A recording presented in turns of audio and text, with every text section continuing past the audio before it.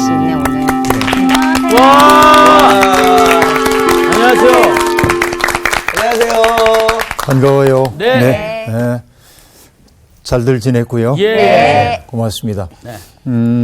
지난 시간에 우리가 이런 얘기 했던 거 기억나세요? 집 짓는 얘기. 네. 네. 밑에부터. 집을 지을 때 기초부터 짓는 게 일하는 사람들의 방법이라고 얘기를 했는데, 자, 집을 다 지었어요. 네. 그러면 집의 완성은 뭘까요? 지붕이죠. 지붕. 아니지. 물론 층이. 집의 완성은 창. 상? 인테리어? 집들이. 집들이? 집들이? 집의 완성. 집의 완성. 그게 뭔지 모르겠는데 어떤 사람 게 집의 아닌가? 완성일까요? 거기 사람이 살아야죠. 사람이 그렇지. 네. 그렇지. 집주인이 들어와야죠. 네네. 성전이 지어져요, 지금. 그럼 성전은 누가 있어야 돼요? 성도들이 있어야죠. 하나님이 있어. 성도들이 하나님이 있어야지만, 있어요. 하나님이. 그죠. 그러니까 에스겔 선지자를 보면은 하나님의 영이 성전을 떠나가는 모습을 보거든요. 네. 나중에는 에스겔이 또 다른 비전을 보죠. 떠나갔던 하나님의 영이 성전으로 돌아오는 모습을 보는데 여기 스가리아서도 역시 마찬가지입니다. 그래서 하나님이 지어지는 성전에 들어오신다고 하는 대목이 등장해요. 그러면 이제 스가리아가 예언했던 내용이 지금 착착착착 진행되고 있음을 보여주거든요.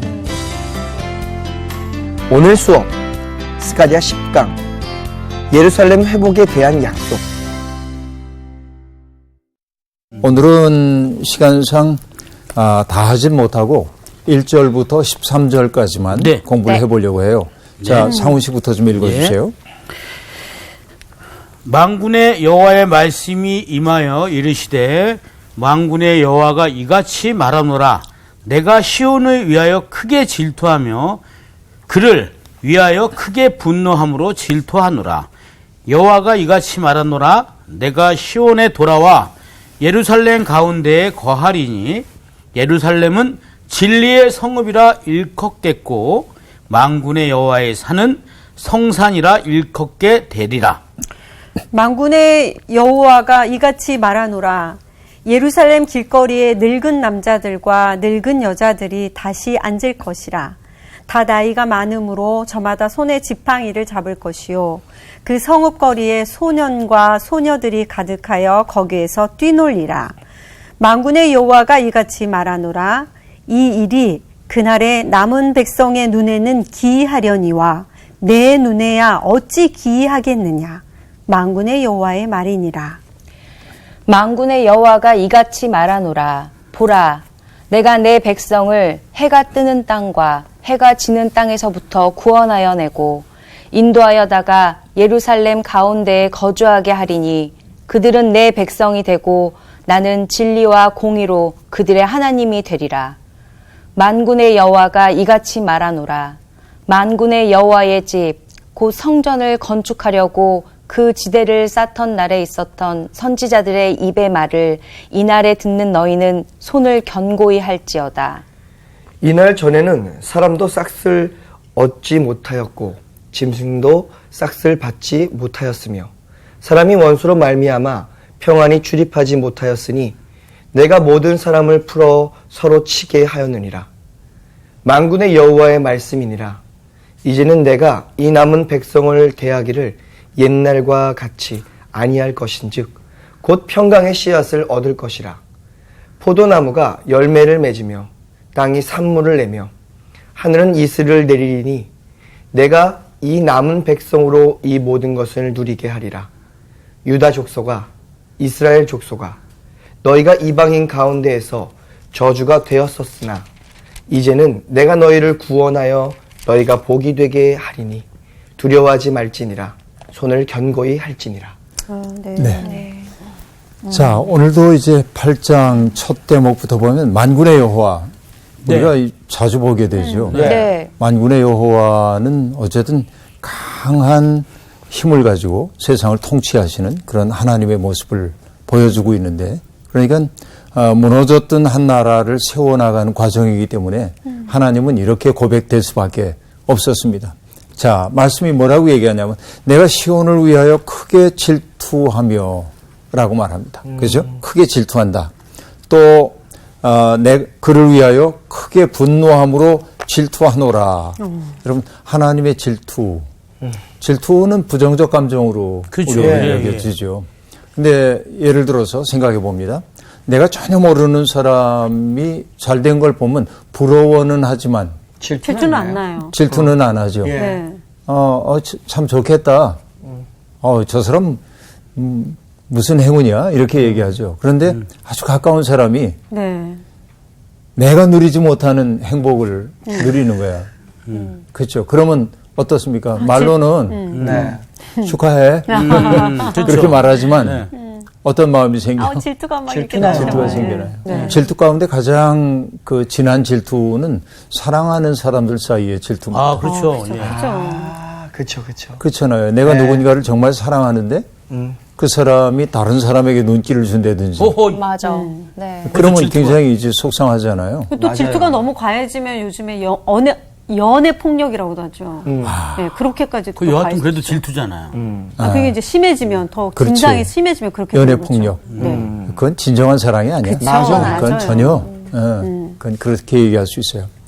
근데 하나님이 전능하신 하나님이 인간처럼 저열한 질투의 감정을 느끼셔 이렇게 얘기하는 사람들이 있어요. 그런데 모든 언어는 은유적 언어이기 때문에 네. 네. 그 언어가 표현하려고 하는 게 중요하죠. 그렇죠. 금방 얘기했다시피 질투라고 하는 감정은 사랑의 마음이 없으면 발생하지 않는 맞아요. 것인데 관심이 없으면 하나님이 누군가를 향해 질투를 느낀다고 하는 것은 사랑하기 때문이에요. 네. 맞아요. 그러니까 여기에 지금 하는 얘기가 내가 시온을 위하여 크게 질투한다. 그를 위하여 크게 분노함으로 질투한다. 이렇게 얘기합니다. 고난받고 학대당한 그 백성을 바라보면서 아파하시는 하나님의 마음이 여긴 질투라고 표현되어 있을 뿐이에요. 그렇죠? 그런 마음입니다. 그리고 3절에 얘기합니다. 여호와가 이같이 말하노라. 내가 시온에 돌아와 예루살렘 가운데 거하리니 돌아오겠다고 지금 얘기해요. 돌아오면 뭐를 상정합니까? 떠남을 떠났다는 상정하잖아요. 그렇죠. 그렇죠. 하나님이 안 계신 곳이 있어요? 떠났었어. 없죠. 아니요, 없죠. 없죠. 네. 네. 그런데 여기에 하나님이 다시 돌아오겠다는 얘기는 지금 어떤 얘기예요? 시적인 마음이 표현인 것 같아요. 떠나셨었는데. 마음이 떠나셨어요. 시적인 표현. 네? 시적인 표현일 것 같아요. 시적인 표현일 것 같아요. 아니면 지난 시간에 그렇게 너희가 이렇게 해서 난 너희들의 이제를 돌아보지도 않고 맞아. 나를 너를 그것도 황폐하게 듣지 할 않다. 거다라고 이렇게 해서 이렇게 하셨던 하나님이셨잖아요. 그렇기 때문에 근데 지금 이제 다시 돌아오신다는. 마음을 돌이키신다. 근데 마음 돌이킨다. 저희가 저도 제 딸아이를 혼낼 때, 너 그러면 집 밖에 나가. 이렇게 진짜 집 밖을 나가라는 얘기가 아니거든. 그냥 좀 조심해라는 의미에서 그렇게 얘기를 하지, 진짜 집 밖을 나가라고 얘기하지는 않잖아. 그럼 진짜 나갈 수도 있어. 그렇게 얘기하면 안 돼요. 그렇게 얘기하면 안 돼. 그렇게 얘기하면 안 되는 거지. 아유, 내가 잘못했어요. 자, 뭐냐면 이런 마음인 거죠. 아무리 얘기해도 안 들어. 네. 아무리 충고해도 안 들어. 네. 귀를 막고 네, 네. 등을 돌리고 그렇죠. 안 들어요. 그러면 어떠냐면 해봐 그냥. 너희 한번 해봐. 나는 여기에 있지만 개입을 안 해. 간섭을 안 해. 이게 뭐냐면 하나님의 떠남이야. 하나님이 부재한다는 얘기가 아니고 버려두시는 거예요. 마음대로 해봐. 마음대로 해봐. 그래서 로마서에서도 얘기하거든요. 네. 하나님의 심판 가운데 무서운 게 뭐냐면 그들을 상실된 마음의 자리에 버려둔다. 제일 무서워. 그냥 놔두는 거야. 한번 해봐. 그랬었는데 이제 하나님이 뭐냐면 그들의 태도 변화와 관계없이 안 되겠다. 너희 때문에 내가 마음이 아파. 그래서 개입하시겠다는 거예요. 네, 이게 질투의 마음입니다. 자, 그러니까 내가 시온에 돌아와라고 하는 것은 원래 없다가 계시겠다는 얘기가 아니고 계셨는데. 계셨지만 그들 하는 꼴을 그냥 바라만 보고 계시다가 이제는 개입하겠다 하는 얘기예요. 네. 그리고 예루살렘 가운데 거하리니 주님이 거하실 때는 사건이 벌어집니다. 네. 아름다운 사건이. 자, 거룩함이란 어떤 거였어요? 거룩한 삶. 거룩한 삶. 구별된 거. 삶이란 하나님의 현존, 우리 일상 속에서 하나님의 현존을 의식하고 사는 것. 네. 하나님이 우리 가운데 집을 짓고 사셔요. 그걸 쉐키나라고 얘기하는데 쉐칸 이제 초막 같은 거인데 네. 하나님이 우리 속에 상징적인 얘기죠. 하나님이 뭐 집이 필요하겠어. 그렇죠. 솔로몬도 성전을 짓고 얘기하잖아요. 하늘의 하늘도 하나님을 모시기 어려울 텐데 하물며 내가 지은 이 집에 주님 오신다는 거 얼토당토하는 얘기라는 거 내가 압니다. 하지만 하나님 이곳에 오셔서 우리가 이곳을 향하여 기도할 때마다 우리 기도 들어주세요 그러거든요. 이게 이제 솔로몬의 기도였어요. 그러니까 거룩하다고 하는 것은 나의 일상적인 삶. 자, 내가 예배 순간에 있을 때만 거룩함이 발생하는 게 아니에요. 그러니까 예배당을 떠나와서 직장 생활을 하든지 거리에 있든지 심지어 카페에 있든지 학교에 있든지 도서관에 있든지 노동의 현장에 있든지 휴양지에 있든지 어디에 있든지 그곳이 하나님이 현존하시는 곳이라는 사실을 의식하면서 의식하면 함부로 살 수가 없죠. 네. 사는 것이 거룩한 삶인 거지요. 그러니까 하나님이 예루살렘 가운데 거하셔요. 하나님의 쉐키나가 그 속에 있어요. 그 얘기는 뭡니까? 하나님이 그들을 보호하고 지키고 돌보아 주신다는 의미이겠죠. 그러면 그때 그 성읍이 뭐라고 일컬음을 받냐면 진리의 성읍, 진리의 성읍. 그러니까 진실의 성읍. 다시 얘기하면 아멘이 된 성읍이야. 네. 진리를 뜻하는 단어 속에 아멘이 들어있거든요.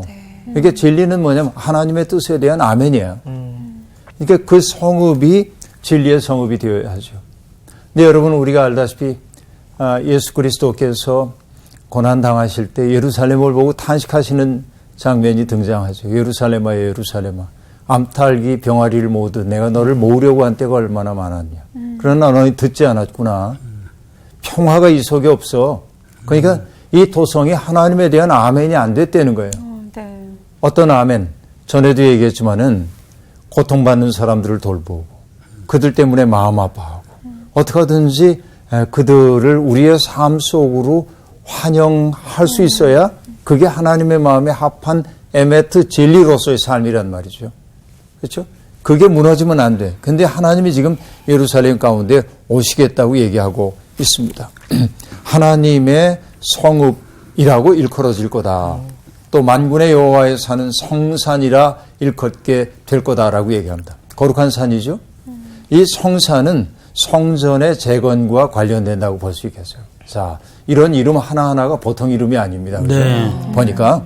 자, 그 다음에 4절에 보면은 그 도성이 예루살렘이 어떻게 평화의 도성이 되는가가 등장합니다. 네. 이 평화의 이미지가 난 정말 좋아하는 이미지예요. 4절에 나온 이미지. 여러분 평화하면 떠오르는 게 뭐가 있어요? 비둘기. 그런 거 하지 마. 그건 그러니까 아니 그냥 그렇게 사람들이 생각한다 그렇게? 이거죠. 오케이. 통상적으로 예. 또 평화 그러면 떠오르는 게 뭐 있어요, 여러분? 평화. 그 저는 그냥 찌끈해서 가장 봤을 때 그 엄마 아버지가 교회 가시는 날 둘이 이렇게 손잡고 천천히 이렇게 발 맞춰서 걸어가시는 그 뒷모습이 되게 평화스러웠어요. 저는 이렇게 노을 질 때 이렇게 그냥 노을이 이렇게 그 앞에 이렇게 쫙 바닷가 같은 데서 이렇게 지는 그런 느낌이 되게 평안하다 뭐 이런 느낌 들거든요. 나무 그늘 밑에서 시원한 바람 이렇게 맞으면서 네, 이렇게 있는 거. 저는 제 아내하고 제 딸이 이렇게 맛있게 먹는 모습 보면 제가 평안합니다. 평안하고 평화하다고. 예. 평화로워요. 평화로워요. 평화롭다고. 그게 자체가. 그냥 안 먹어도 배부르단 말이 그 말 뜻인 것 같아. 아, 참 가정적인 남자야. 진짜. 그러니까요. 네. 그 오래전입니다마는 우리 교회에서 여름 성경학교를 준비하면서 선생님들이 아이들 5, 6학년 아이들하고 평화가 뭘까 이런 이야기를 예. 나눴어요. 그러니까 대개 나올 만한 대답이 나와요. 친구들과 싸우지 않는 것 뭐 그런 거 또 친구들과 밥을 같이 먹는 것 애들다운 대답이 이렇게 이제 나옵니다. 근데 한 아이가 있어요. 그 아이가 이렇게 얘기했어요. 옥천 초등학교의 그놈과 싸우지 않는 것. 이렇게 이제 구체적으로. 그놈과 싸우는 거. 근데 그게 평화예요. 사연이 있어요. 네. 어떤 사연이냐면 얘 아버지는 독일 사람이야. 그러니까 얘는 이제 한국에서 태어나고 살았지만 모습이 약간 섞였다. 그치. 다르니까 예. 그 초등학교에 어떤 친구가 짓궂게 지시 괴롭히는 거야. 걔만 생각하면 얘는 지금 좀 화가 나요. 근데 이제 선생님이 어떤 게 평화할까 하고 물으니까 걔가 떠오른 거야. 근데 그 친구의 이름을 대기가 싫어. 그치. 걔 생각만 하면 몸이 위축되고 화가 나고 그러니까 그래서 뭐라고 했냐면 그놈. 그놈. 그 친구 그분한테는 진짜 평화네요. 네. 진짜. 싸우지 않는 게 평화죠. 솔직히. 근데 따지고 보면 사람은 누구나 그놈이 있어. 있어요. 모든 사람들. 있죠, 네. 있어요. 예. 말은 할 수 없지만 있어요. 있어요. 저도 있어요. 그놈에게서 벗어나야 돼. 그때그때 바뀌잖아. 맞아요. 그때그때 바뀌는 이게 그놈. 우리가 비속어를 써서 안 됐습니다만 네. 욕인데 어쨌든 예. 그 아이가 네, 했던 예, 그 예. 이야기인데 네. 그 가슴에 찡한 거야. 얼마나 괴로우면 그러니까. 얘가 그런 이야기를 아유. 했을까. 그렇게 그 우리 선배 목사님 한 분이 늘 생활 한복 같은 걸 입고 다니시는데 네네.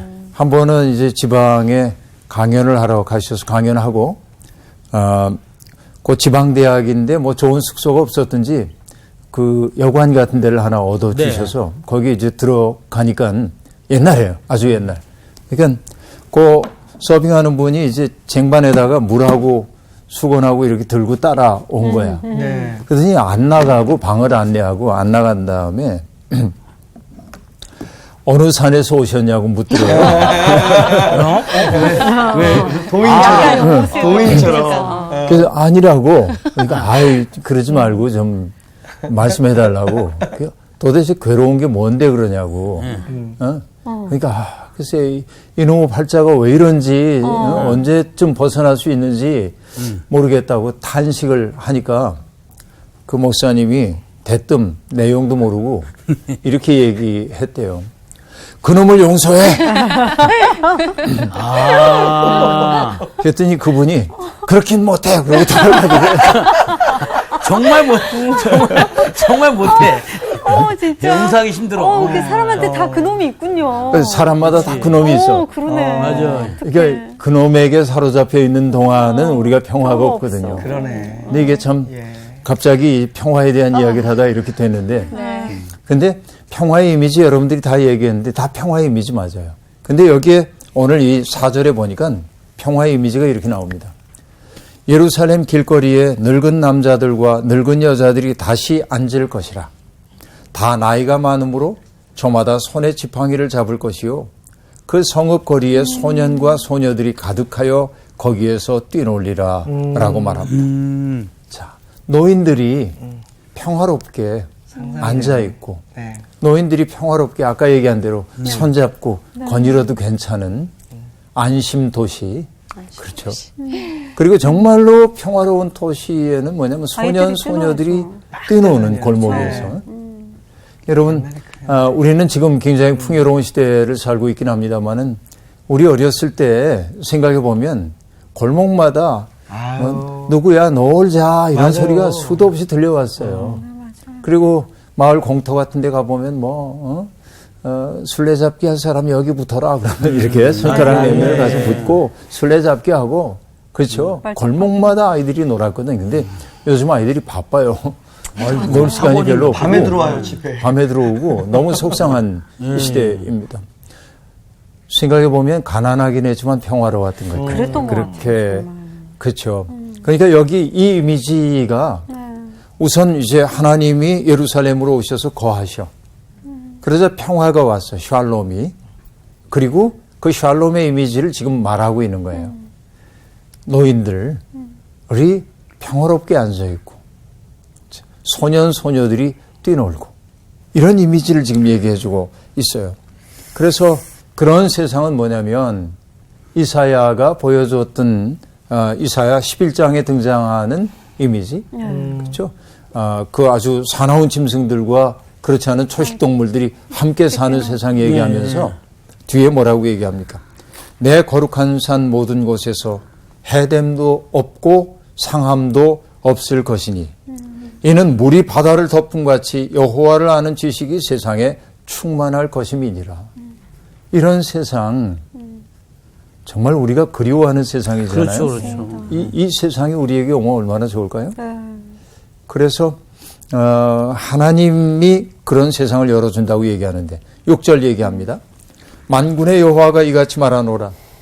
이 일이 그날에 남은 백성의 눈에는 기이하려니와 내 눈에야 어찌 기이하겠느냐.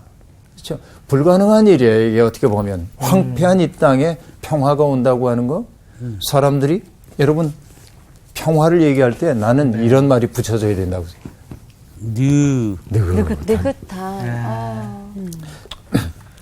어느 독서 모임에 갔더니 부산에서 진행하는 독서 모임이 수십 년 이어오고 있는 독서 모임이 있는데 네. 저도 초대 손님으로 종종 불려갑니다. 예. 가면은 서로 이제 다 잘 아는 사람들이에요. 웃길 것 같아. 그런데도 서로 이제 별명을 자기 닉네임을 하나씩 정해. 나보고도 닉네임을 정하래. 예, 예. 그래서 그 닉네임으로 부르는 거야. 네. 그게 내가 뭐라고 했냐면 목사님 닉네임을요? 나 닉네임이 있어요. 뭐예요? 하염없이. 하염없이. 하염없이. 하염없이. 나 그 말이 좋아. 하염없이. 그러니까 뭘 하겠다는 생각 없고 네. 그냥 급할 것도 없고 그렇죠. 초조할 것도 없고 이게 하염없이야. 이게 뭐냐면 느긋한 평화의 이미지야. 내게는. 나는 정말 이런 세상이 열리기를 소망합니다. 미국의 아주 위대한 가톨릭 사상가였던 도로티 데이라고 하는 분이 있는데 네. 아름다운 세상을 뭐라고 얘기했냐면 이렇게 얘기합니다. 착한 사람이 사는 게 더 쉬운 사회.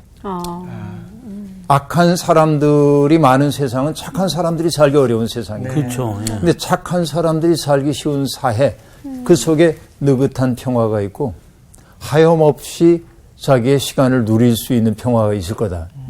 근데 결국은 그 속에 뭐가 들어와야 되냐? 하나님이 내주하여 계실 때 가능해. 이게 지금 성경이 우리에게 들려주는 얘기이네요. 그러니까 여러분 온갖 시련을 이겨내고 그 땅에 돌아온 사람들의 삶이 힘겨웠잖아요. 그렇죠. 기근이 있었고 외부에서 괴롭히는 사람들도 많고 그러니까 우리는 정말 어려워라고 얘기하지만 도저히 평화를 꿈꾸기 어렵지만 강대국들의 전횡을 목격했고 그렇죠.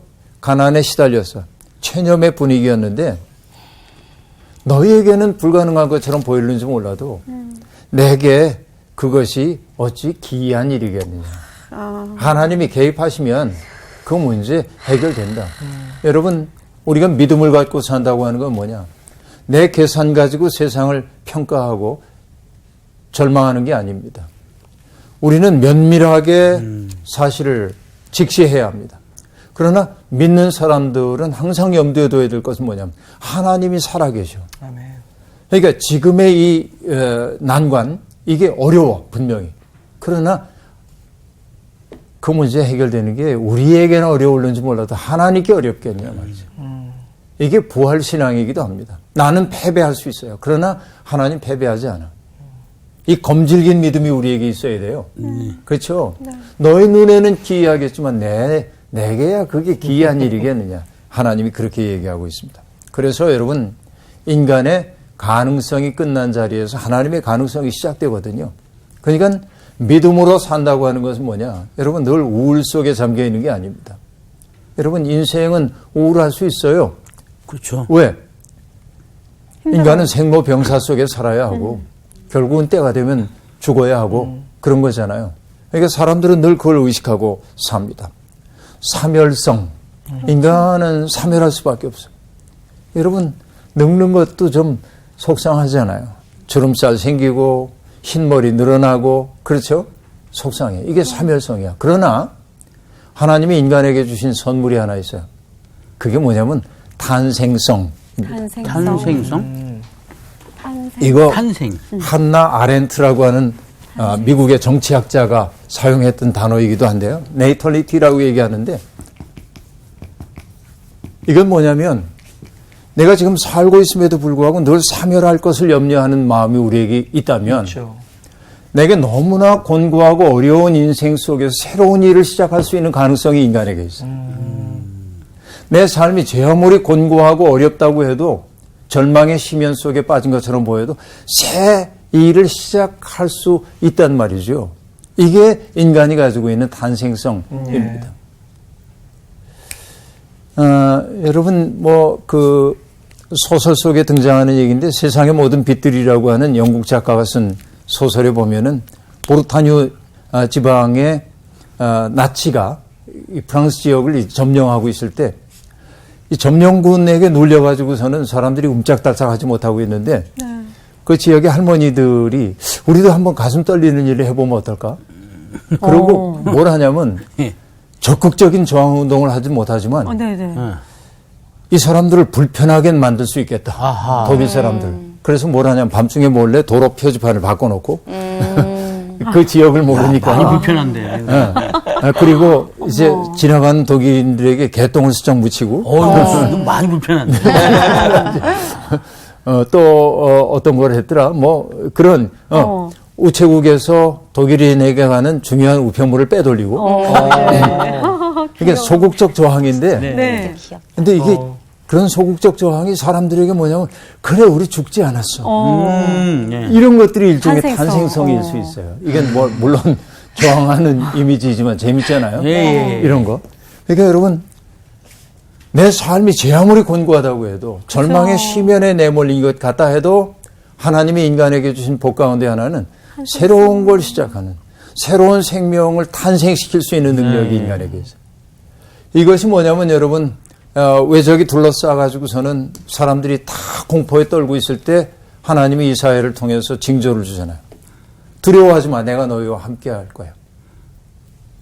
그 징표가 뭐예요? 여기에 있는 여인 가운데 하나가 아이를 낳을 건데 그게 내가 너희와 함께 있다는 징표야. 그죠? 절망 속에서 탄생하는 새로운 생명. 이게 탄생성이야.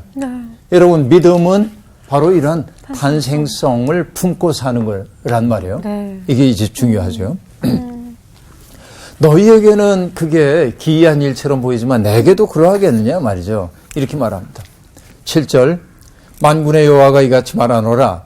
보라 내가 내 백성을 해가 뜨는 땅과 해가 지는 땅에서부터 구원하여 내고 해가 뜨는 땅은 동편 지역이기 때문에 네. 메소포타미아 문명권을 얘기한다고 보면 되겠고 예. 그렇죠. 해가 지는 땅은 애굽 저 남쪽에 있긴 하지만은 애굽을 뜻하는 걸 우리가 볼 수 있겠는데 거기에 내려갔던 사람들을 구원하여 드릴 거라고 얘기합니다. 그 속에 흩어졌던 사람들을 인도하여다가 예루살렘 가운데 거주하게 하리니 그들은 내 백성이 되고 나는 진리와 공의로 그들의 하나님이 되리라. 야, 여기 굉장한 말이 나오죠. 그들은 내 백성이 되고 나는 그들의 하나님이 될 것이다. 그렇죠? 내 백성 하나님. 이들 사이에 있는 것이 뭐예요? 뭐가 있다고 얘기했어요? 진리와 공의. 진리와 공의. 진리와 공의. 공의. 자, 이게 뭐냐면 언약이야. 너희들이 진리와 공의를 굳게 붙들 때 너희는 내 백성이 될 거고 나는 너의 하나님이 될 거야. 신의 산 앞에서 출애굽 공동체와 하나님 사이에 맺었던 언약이 지금 갱신되고 있음을 볼 수 있어요. 네. 자, 새로운 시작이에요. 그러네요. 하나님은 그 백성들과 더불어 하셔야 할 일이 있는 거예요. 그렇게 얘기하고 있습니다. 그러니까 만군의 여호와라고 하는 표현이 반복됐잖아요. 네. 네. 그 말은 네. 아까도 얘기했지만은 하나님의 강력한 역사 통치를 얘기한다고 했죠. 불가능처럼 보이는 이 일을 가능케 하시는 하나님의 굳은 의지를 드러내기 위해 만군의 하나님 여호와라는 말이 여기 반복되어 사용되고 네. 있습니다. 자, 그러면 여러분 이제 9절 이렇게 말합니다. 만군의 여호와가 이같이 말하노라. 만군의 여호와의 집 곧 성전을 건축하려고 그 지대를 쌓던 날에 있었던 선지자들의 입의 말을 이날에 듣는 너희는 손을 견고히 할지니라 라고 말하고 있는데요. 자, 성전 건축을 위해 지대를 쌓던 날, 그날 선지자의 말이 들려왔어요. 학계가 뭐라고 말했냐면, 자, 우리가 지대를 쌓잖아. 이날과 이날과 이날 이전과 이날 이후를 비교해보라고 얘기했어요. 네. 지금 그 얘기를 지금 상기시키고 있는 겁니다. 그렇죠? 하나님의 집을 새롭게 하려고 마음을 먹고 몸을 움직이기 시작한 이날 이후의 삶과 황폐한 하나님의 전을 버려두었던 이전의 삶이 어떻게 달라지는지를 보아라. 네. 그 얘기입니다. 10절 이날 전에는 사람도 삭슬 얻지 못하였고 짐승도 삭슬 받지 못하였으며 사람이 원수로 말미암아 평안히 출입하지 못하였으니 내가 모든 사람을 풀어 서로 치게 하였느니라. 성전 지대가 놓여지기 전에는 사람들이 수고를 해도 결실이 없었어요. 얼마나 허망합니까, 그죠? 그리고 두려움과 공포가 일상이 되었어요. 항상 외적들이 그들을 치려고 했기 때문에 그렇습니다. 이런 어려움이 중첩되면 여러분 우리 옛말에 네. 인심이 어디서 난다고 그랬어요? 곳간에서. 곳간에서 난다고. 또 좁게는 쌀떡에서 난다고 얘기하잖아요. 그러니까 내 삶이 너무 피폐해지면 그리고 항상 공포와 두려움 속에 살게 되면 내 마음도 다치죠. 네. 허용치가 적어져요. 그렇죠. 그러니까 내 마음이 잘 열리고 있으면은 누가 좀 서운한 얘기를 해도 오케이 그렇죠. 받아들일 수 있잖아요. 네. 여러분 정진규라는 선생님이 계신데 시인인데 그 선생님이 이렇게 노래합니다. 진달래꽃이 막 피어나는 그때를 이렇게 얘기하시면서 꽃이 피어나는 모습을 통해 이렇게 얘기합니다. 나 요즘 한 산알 잘 열리고 있어. 놀러 들어오셔. 이렇게 이게 19절이에요. 네. 야. 정말 좋잖아요. 누군가에게 나 요즘 한 산알 잘 열리고 있어. 네. 그 얘기는 뭐예요? 허용치가 많아져서. 그렇죠. 그래서 좀 상처받은 사람 와도 괜찮고 나한테 서운한 소리 해도 괜찮아. 난 잘 열리고 있으니까. 네네. 곳간에서 인심 나거든요. 근데 그러지 못하고 삶이 너무 어렵고 공포와 두려움 속에 내가 있으면은 사소한 일에도 화가 나. 그렇죠. 예. 그렇죠. 그러다 보면 저 사람이 왜 저렇게 화를 내? 이게 그렇게 화낼 일이야? 맞아요. 그러다 보면 등돌림이 생기고 네. 공동체적 결속이나 따뜻함이 사라진 세상이 되는 거죠. 이게 옛날 삶이야, 이게. 성전 지대를 놓기 전에 사람들이 누릴 수밖에 없었던 살풍경한 세상의 모습이란 말이죠. 그런데 11절 보니까 만군의 여호와의 말씀이니라. 이제는 내가 이 남은 백성을 대하기를 옛날과 같이 아니할 것인즉 곧 평강의 씨앗을 얻을 것이라. 포도나무가 열매를 맺으며 땅이 산물을 내며 하늘은 이슬을 내리리니 내가 이 남은 백성으로 이 모든 것을 누리게 하리라. 상황이 변화되는 거예요. 아까 네. 우리가 평화의 이미지를 얘기할 때 하나님이 예루살렘에 돌아오심으로 평화가 시작됐는데 그 이미지는 뭐였어요? 나이 많은 노인들이 할아버지하고 함께 앉아있고 평화롭게 앉아있고 아이들은 소년, 소녀들이 마음껏 즐겁게 뛰놀고 이게 이제 평화의 이미지였잖아요. 네. 그 다음에 또 다른 평화의 이미지가 뭐냐면 포도나무가 열매를 맺고 땅이 산물을 내며 하늘이 이슬을 내리는 이거예요. 그렇죠. 풍성한. 그래서 유대인들은 평화를 주상적으로 생각 안 합니다. 네. 내가 지은 집에서 내가 살고 내가 농사지은 무화과 나무 열매를 거두어서 내가 먹고 내가 농사지은 포도를 거두어서 즐기는 이것을 평화로 얘기한단 말이에요. 굉장히 구체적이죠. 네. 그러니까 바로 이 백성들이 그것을 누리게 될 거다라고 얘기합니다. 그렇죠. 네. 여러분 호세아서도 똑같은 말을 하거든요. 호세아서 2장 21절 22절에 보면 이렇게 말이 나와요. 그날에 내가 응답하리라. 나는 하늘에 응답하고 하늘은 땅에 응답하고 땅은 곡식과 포도주와 기름에 응답하고 또 이것들은 이스라엘에 응답하리라. 응답한다는 얘기는 뭐냐면 서로 소통이 일어나는 거예요. 막힘없이 뭔가가 순환되고 있는 상황을 평화의 이미지로 그려내고 있는데 바로 스가랴를 통해서 똑같은 이미지를 지금 주고 있어요. 그리고 이 모든 것을 누리게 하리라. 여러분, 누림. 저는 이 말을 참 좋아하는데요. 네. 세상에는 모으는 일에 열심인 사람도 있는데요. 누리는 복을 받지 못한 사람도 있어. 그러네요. 예. 잘 모으는데. 모으긴 잘 모으는데. 근데 뭐냐면 가진 건 없는데 잘 누릴 줄 아는 사람도 있어. 자기에게 주어져 있는 복이 무엇인지를 알아차리고 그것을 한껏 기뻐하며 사는 사람들이 있어. 그래서 저는 우리 교인들을 위해 기도할 때 그런 기도해요. 하나님, 아무개가 자기에게 주어져 있는 삶의 모든 것들을 한껏 누리며 살게 해주십시오. 이렇게 기도하는데 그것을 누려야 돼. 여러분, 누린다는 말이 사전적 의미는 뭐냐면 복됨을 입어 차지하자, 그런 뜻이야. 그러니까 내가 복된 나의 인생을 차지하는 거야. 그걸 누릴 수 있어야 돼. 근데 하나님이 그 모든 백성으로 그것을 누리게 해주시겠다고 얘기합니다. 자, 누가 시작한 일이에요? 백성이 먼저 참여했기 때문입니까? 아니에요. 그 백성을 향한 하나님의 질투심이, 아파하시는 마음이 이 모든 일을 시작하고 있어요. 그러니까 모든 탄생성의 뿌리는 내가 아니에요. 누구예요? 하나님이 시작하시는 거예요. 우리 속에서. 그렇죠.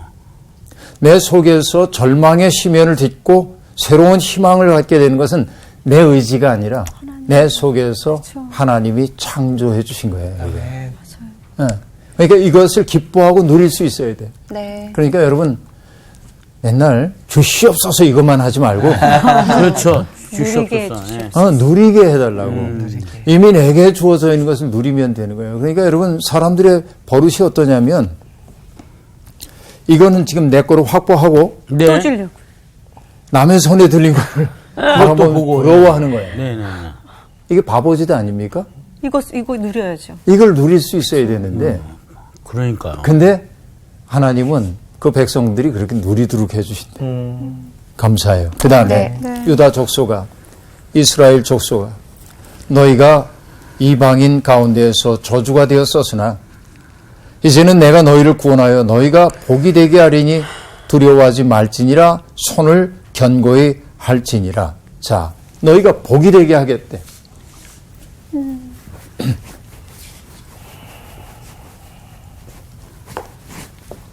여러분, 성서의 언어는 서술법은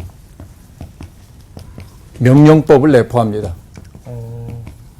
어떤 얘기냐면 네. 너희는 세상의 빛이다. 네. 명령이죠. 서술법이에요. 네. 그 말은 뭐냐면 너희는 세상의 빛으로 살아야 한다라고 하는 뜻입니다. 명령법이 포함돼요. 네네. 그렇죠. 너는 복이다. 너는 복이야. 그 얘기는 내가 복으로 살아요. 복된 삶을 살아야 하지만 그 복은 뭐가 돼야 되냐면 타인들을 복되게 하는 삶이어야 돼. 창세기 12장에서 아브라함이 하나님의 부르심을 받았을 때 내가 내게 지시하는 땅으로 가라 라고 얘기합니다. 그리고 너는 복의 근원이 될 거라고 얘기해요. 어떤 얘기냐면 복의 매개자가 될 거다. 너를 통하여 나의 복이 사람들에게 흘러가도록 하는 매개체가 될 거예요. 이게 가장 큰 복이에요.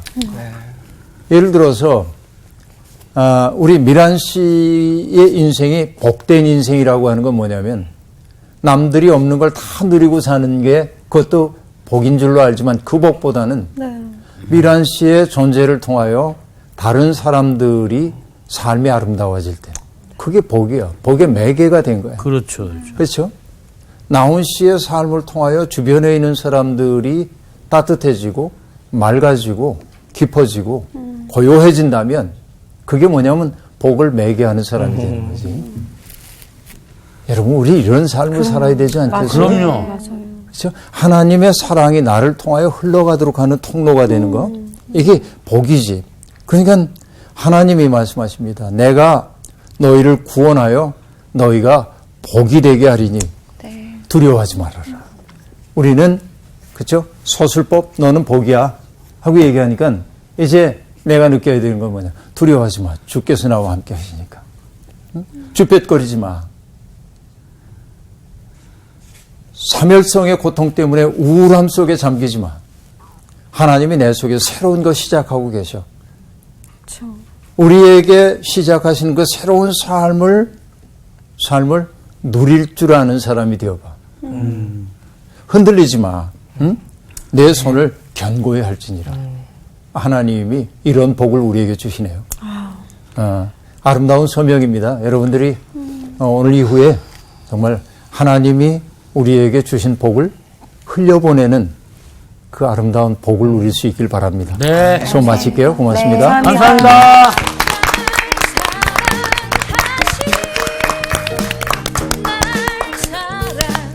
근데 좀 전에 저는 얘기하면서 진짜 우리가 복으로 살아야 돼라고 우리는 복이야, 복의 근원이 되라 라고 말씀하셨던 그 말씀에 명령법이 있다는 게 내가 정말 그렇게 살아내어야 그 복을 누리게 되고 다른 사람들과 함께 나누게 되는 거잖아요. 네. 그러니까 이게 그냥 복을 받기를 원했는데 그게 아니라 내 안에서 그것을 차고 넘쳐서 내가 누릴 수 있어야 다른 사람한테 복이 되는 거잖아요. 그러니까 이게 그냥 얻는 게 아니네. 이미 가지고 있어야 되고 그렇게 살아야 되는 거네요. 그냥 그렇게 나를 통해서 흘러가게. 그러니까 나도 늘 복 속에 있지만 내가 흘러보낸 복으로 다른 사람들도 복되게. 그렇게 살아요. 이번 주 퀴즈입니다. 예수님의 제자가 된 레위의 직업은 무엇일까요? 1. 의사 2. 세리 3. 어부. 정답을 아시는 분은 CBS 성서학당 홈페이지에 정답을 올려주시거나 우편으로 보내주시면 됩니다. 선정되신 분들에게는 대한성서공회에서 성경 통독을 위한 최고의 자습서 성경 2.0, 세상을 바꾸는 복음 매거진 크리스채너티 투데이 1년 정기 구독권, 성서학당 선생님들의 저서 중 하나를 드립니다.